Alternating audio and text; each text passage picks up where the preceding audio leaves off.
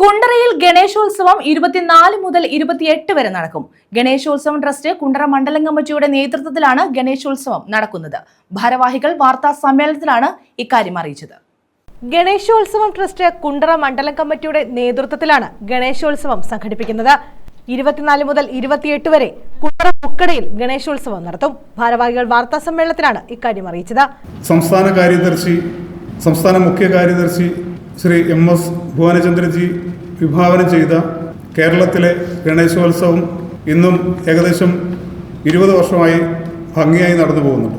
ഇപ്പോഴത്തെ സംസ്ഥാന കാര്യദർശിയായിട്ടുള്ള പേരൂർക്കട ഹരികുമാർജി, അദ്ദേഹം അതുപോലെ തന്നെ ഇപ്പോൾ നിലവിൽ പ്രവർത്തിച്ചു വന്നിട്ടുള്ള എല്ലാ ഗണേശോത്സവ ട്രസ്റ്റിൻ്റെ അണ്ടറിൽ വരുന്ന പ്രോഗ്രാമുകളും ലീഗലായിട്ട് അല്ലെങ്കിൽ സത്യസന്ധമായിട്ടും നിയമപരമായിട്ടും നമ്മൾ എല്ലാ വർഷവും നടത്തി വരുന്ന അധികാര അവകാശങ്ങളോടുകൂടി തന്നെ പൂർണ്ണമായിട്ടും ഞങ്ങൾ നടത്തി വരാറുള്ളതാണ്.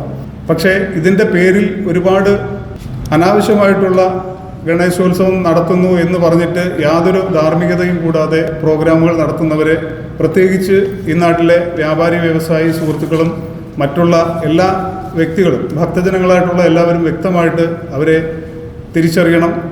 വിഗ്രഹപ്രതിഷ്ഠയും മിഴിതുറക്കലും ഓഗസ്റ്റ് 24 ഞായറാഴ്ച വൈകിട്ട് 5:30 നടക്കും. ഓഗസ്റ്റ് 27 ബുധനാഴ്ച വിനായക ജയന്തി നാളിൽ അഷ്ടദ്രവ്യ മഹാഗണപതി ഹോമവും 28 ഉച്ചയ്ക്ക് 2 മണി മുതൽ പായസസദ്യയും നടത്തും. 3 മണി മുതൽ നിമജ്ജന ഘോഷയാത്ര കുണ്ടറയിൽ നിന്ന് പുറപ്പെട്ട് കൊല്ലം ബീച്ചിൽ സമാപിക്കും.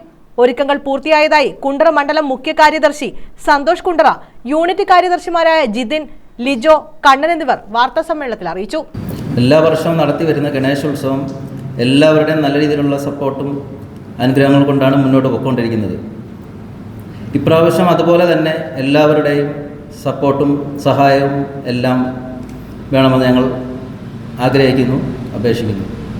News bureau, Kundara.